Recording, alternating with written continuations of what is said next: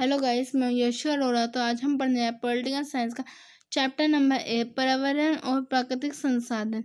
पर्यावरण परि प्लस आवरण वर्ड से मिलकर बनता है। परि मतलब ऊपरी और आवरण मतलब वह आवरण जो वनस्पति जीव जंतु को ऊपर से ढकी हुई है। प्राकृतिक संसाधन प्रकृति से प्राप्त मनुष्य के उपयोग के साधन, जो हमें प्रकृति से प्राप्त होते हैं और मनुष्य के उपयोग के साधन होते हैं।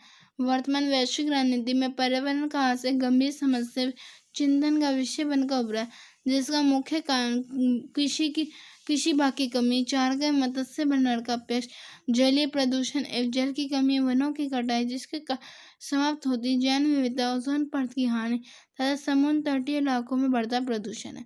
तो उससे हमें क्या हो रहा है, पर्यावरण को नुकसान और उससे हमें क्या क्या नुकसान उठाने पड़ रहे हैं। कृषि भाग की कमी हुई है, चारागाह जहाँ लोग गाय चराने जाते थे वो जगह की कमी हो रही है, हमें मत्स्य भंडार की कमी हो रही है, जलीय प्रदूषण जिसमें जल में प्रदूषण होने के कारण हमें जल की कमी हो जाएगी फ्यूचर में। तो यहाँ लिखा भी है जल की कमी, वनों की कटाई हो रही है जिसके कारण गौरव जैव विविधता, ओजोन परत की हानि तथा समुद्री तटीय इलाकों में बढ़ता प्रदूषण। यहाँ पे प्रदूषण भी बढ़ रहा है। क्लब ऑफ रोम, यहाँ से हमारा मेन चैप्टर स्टार्ट होता है। क्लब ऑफ रोम ने 1972 में लिमिट्स टू ग्रोथ शीर्षक से पुस्तक प्रकाशित की थी। पुस्तक विश्व की बढ़ती आबादी के आलोक में प्राकृतिक संसाधन के विनाश के अंदेशे को बड़ी खूबी से बताती है। क्लब ऑफ रोम ने 1972 में लिमिट्स टू ग्रोथ शीर्षक से पुस्तक प्रकाशित की थी। ये पुस्तक हमें फ्यूचर में आने वाली परेशानियों से अवगत कराती है, जो कि आबादी के आलोक में प्राकृतिक संसाधन के विनाश के अंदेशे को बड़ी खूबी से बताती है। क्योंकि जनसंख्या बढ़ेगी तो उनकी रिक्वायरमेंट्स बढ़ेगी तो पेड़ों को, इन सब चीज़ों को नुकसान ज़्यादा होगा।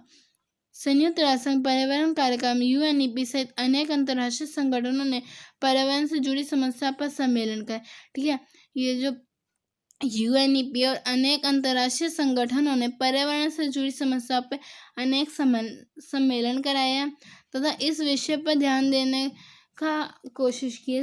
इस विषय पर ना ध्यान देने की कोशिश की गई है, जो विषय पर्यावरण, ठीक है।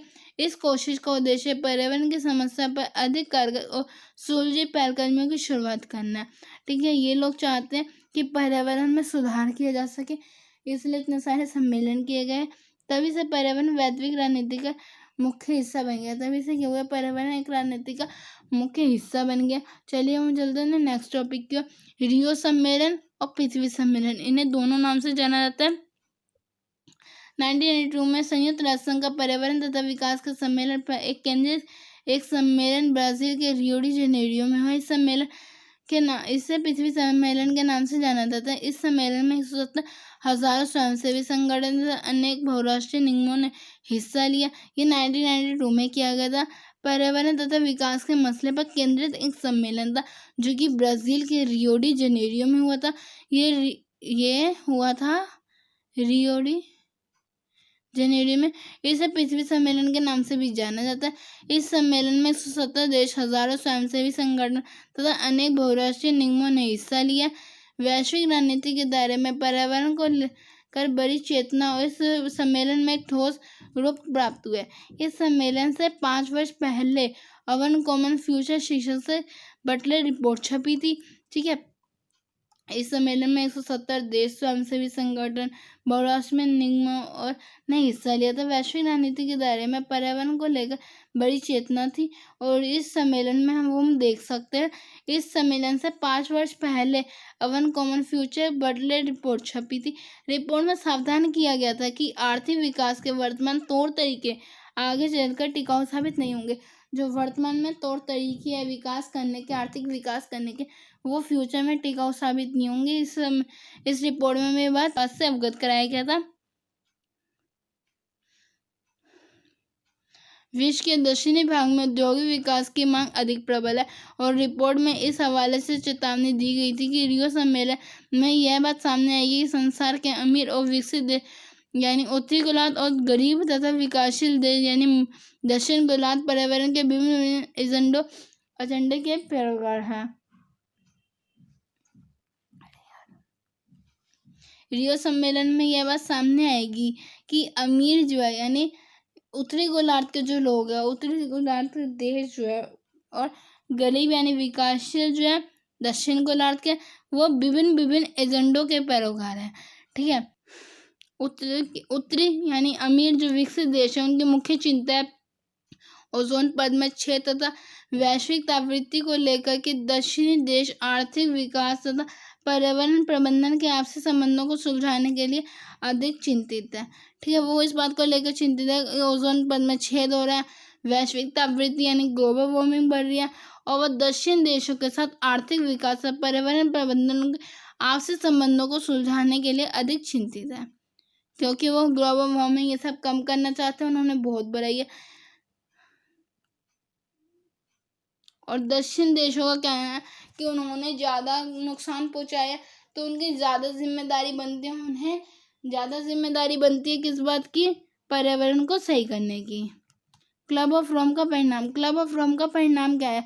इसमें बढ़ती जनसंख्या के आलोक में प्राकृतिक संसाधन के विनाश को बताया गया। ठीक है, इसमें सिर्फ इतने बताया गया कि जनसंख्या बढ़ेगी तो प्रकृति को और ज़्यादा नुकसान होगा। विश्व की साझी संपदा की सुरक्षा। वे संसाधन जिन पर किसी एक का नहीं बल्कि पूरे समुदाय का अधिकार होता है उसे साझी संपदा कहा जाता है। वे संसाधन जिन पर किसी एक का अधिकार न हो, सबका अधिकार हो, उसे साझी संपदा कहा जाता है। संयुक्त परिवार का चूल्हा, चारगाह, मैदान, कुआं या नदी साझी संपदा के उदाहरण है। जो परिवार एक साथ रहते हैं, दादा दादी, ताऊ ताई, चाचा चाची सब एक साथ होते हैं, वो संयुक्त परिवार होते हैं। उनका चूल्हा, चारगाह, मैदान सबका होता है, उसमें किसी एक का अधिकार नहीं होता। तो ऐसे संसाधन जिन पर सबका अधिकार हो वो क्या कहता है? साझी संपदा के उदाहरण यानी साझी संपदा कहलाते हैं। इसी प्रकार विश्व के कुछ भाग तथा इलाके किसी एक मुल्क के संपूर्ण क्षेत्राधिकार से बाहर होते हैं। इसी प्रकार के होते हैं विश्व के कुछ ऐसे भाग होते हैं, कुछ ऐसे इलाके होते हैं जिन पर सभी का अधिकार होता है। अब आप देखो, यहाँ से आसमान यहाँ से भी नजर आएगा, दूसरे देश से भी। आसमान एक ऐसी चीज है जिस पर कोई अधिकार नहीं कर सकता, सबका। ठीक है, तो ये ऐसी चीजों के अंदर आता है जो कि सबकी होती है, सारी संपदा होती है। ठीक है, इसलिए उनका प्रबंधन साझे रूप में अंतर्राष्ट्रीय समुदाय द्वारा किया जाता है। इसलिए इनका प्रबंधन जो होता है अंतर्राष्ट्रीय समुदाय द्वारा किया जाता है। इन्हें वैश्विक संपदा या मानवता की साझी विरासत कहा जाता है। इन्हें क्या कहा जाता है? वैश्विक संपदा या मानवता की साझी विरासत। इसमें प्रकृति देखो, इसमें पृथ्वी का वायुमंडल यानी आसमान, अंटार्कटिका, समुद्री सतह तथा बाहरी अंतर्राष्ट्रीय सम्मिलित है। ठीक है, इनमें सब चीजें आती है। विश्व की साझी संपदा का दोहन और प्रदूषण। विश्व की जो साझी संपदा उसका दोहन हो रहा है और इससे प्रदूषण फैल रहा है। विश्व में चारों ओर प्रकृति का दोहन हो रहा है, विश्व में ना चारों ओर प्रकृति का दोहन हो रहा है और प्रदूषण फैलता है, इससे प्रदूषण भी फैल रहा है।